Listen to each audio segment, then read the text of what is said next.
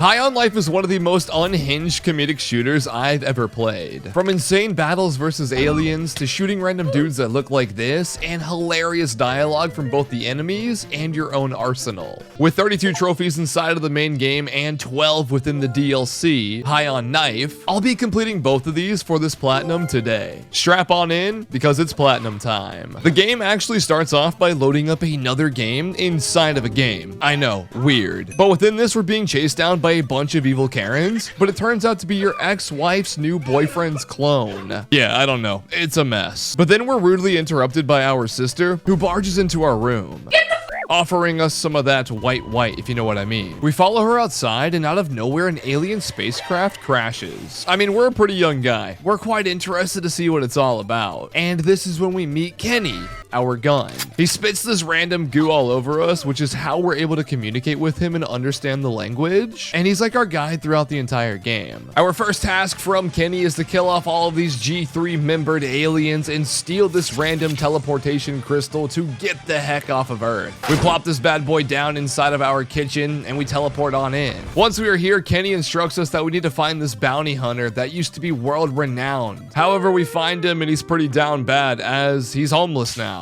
After a little bit of negotiation, he gives us his old retired bounty hunter suit, which puts us in charge now. Oh yeah, and he starts crashing on our couch. Freeloader. He builds this bounty hunter board machine inside of our living room, which is where we start off the game's premise. We gotta go through and defeat all of the G3 cartel bounty leaders. These kind of act as the missions or the levels throughout the game, and they're a lot of fun. On the way to our first encounter, we meet this little dude that we thought was a kid, and he begs us to shoot him, so we did.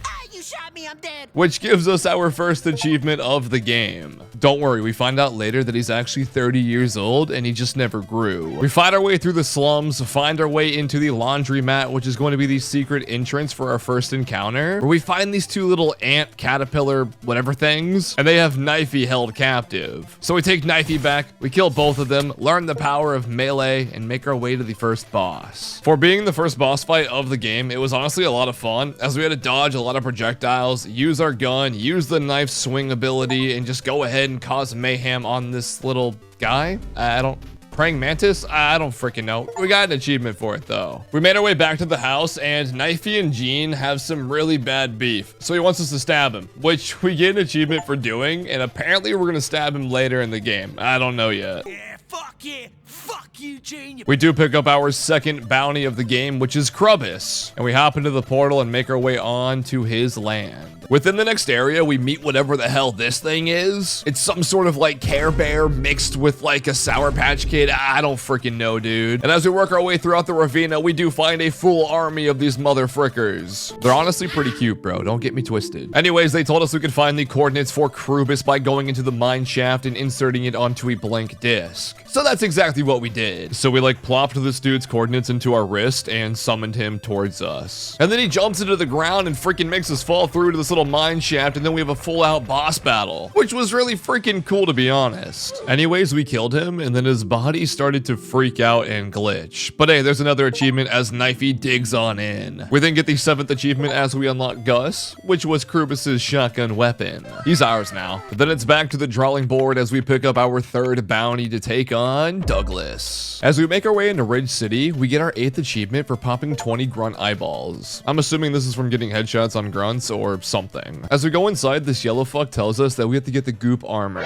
So we gotta go get gooped on. After this, we're granted access into the orientation as a hidden G3 recruit. We have to do multiple waves of training before we can get to Douglas. And along our way, we meet this squid that we have to help get through these pipes from doing different puzzles. And as we make our way in, it turns out that the squid buddy was Douglas undercover. Oh well, time to kill him. Relatively simple fight, and we do get another 2 achievements, one for killing Douglas and one for acquiring a new weapon. She shoots these really cool spikes and gives us the ability to slow down time. We watched the Prime Minister on TV for a little bit before going off to meet him, and he wants to join up with our crew. After this, you guys already know the deal. It's time to go fight a new bounty G3 recruit. On our way to finding the next bounty of the Skrendel Bros, we run into some more Mupplet things. Yeah, what's up, dude? And throughout this, we are revisiting an area that we've already been to, so it is a little bit repetitive, but no worries, I'll cut that all out for you. We go up this elevator, find a fake base, find the real base, kill all of the three brothers on their own as we're chasing them down, and then we have to fight them as a throuple. Yeah, all three of them at the same time. This was the hardest boss fight that I've yet to encounter. I actually died like 8 or 9 times doing it. Yeah, roast me down below, thanks. But throughout this, it was a good boss fight, and of course, you already know, we got another achievement for completing it. Also, another news, I did miss the recording of me getting the jetpack for the first time, so I did also get an achievement for acquiring that. Oh yeah, and before the Skrendel Bros fight, we did find the creature, the newest weapon, which also gave us the 13th achievement. On our way to finding Dr. Giblets, the next bounty on the quest of glory, we unlocked this new ability to be an investigator, which is pretty cool. We go through dialogue and cutscenes throughout different characters of the game and just kind of interrogate them. Well, maybe check out the new High on Life store in the slums. And that's exactly where we were headed, to the slums to check out the new High on Life smoke shop. Once we got here, we had to interrogate a couple of the employees at the shop because apparently this place is being run by the Torag family and a bunch of G3 bounty leaders. After we interrogated a bunch of them, we did have these two guys pull up on us and tell us to basically fuck off. As we made our way outside, we realized that this dude had gotten run over by everyone barging to the store, so we yoinked his boots off of him and kept him for ourselves.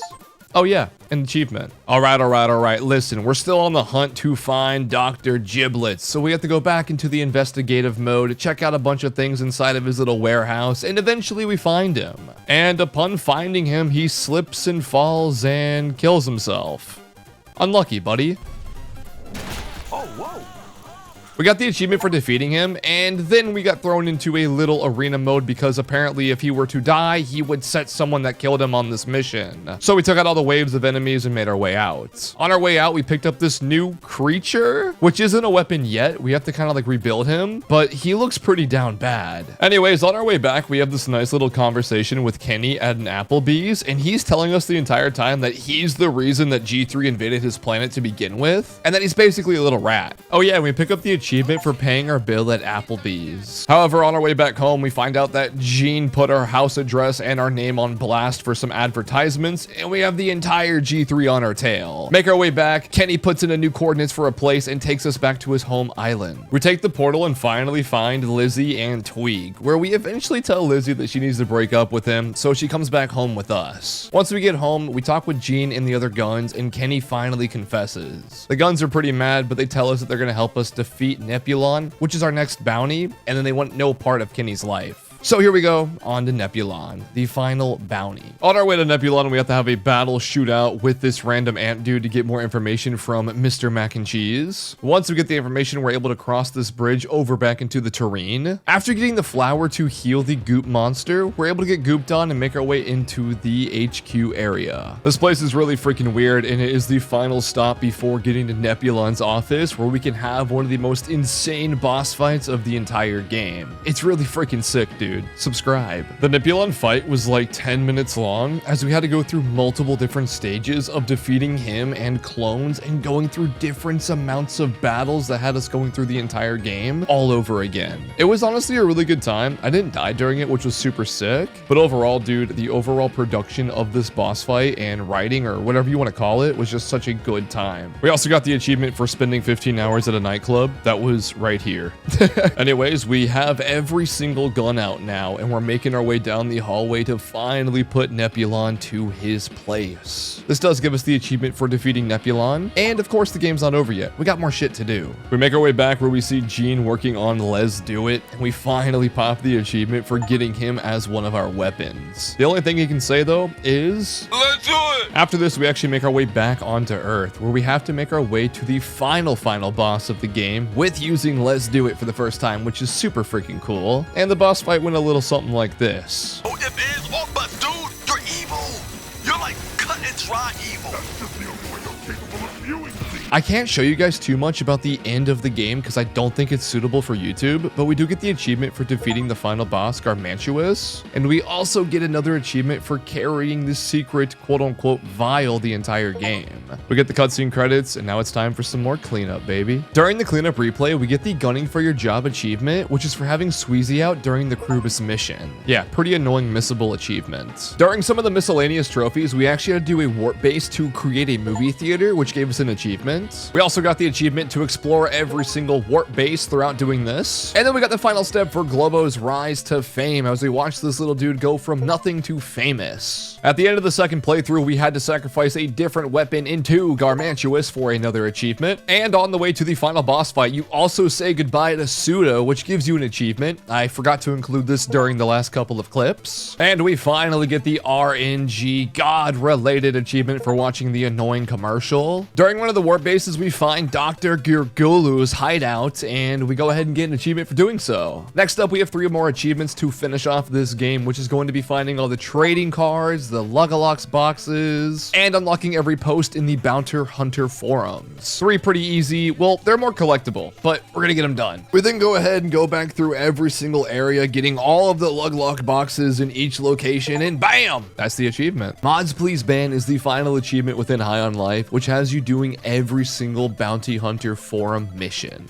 Throughout this, there is an insane amount of objectives and little tasks that you have to do to get this achievement. A lot of them are done throughout playing the campaign and the story itself by getting, knife kills, certain headshots, and stuff like that. But within finally wrapping this up, we do have to purchase all items from the vendor, and this is what gives us our final achievement for the platinum on High on Life. Thank you so much for watching. I will be following this video up with the next installation of High on Knife DLC, and we will be getting all 12 of those trophies as well. So thank you so much for watching yet again. Have a great day. Subscribe to the YouTube channel, and of course, drop a like and let me know which kind of game that you want to see next. And yeah, have a great day. I'll catch you next time. Later.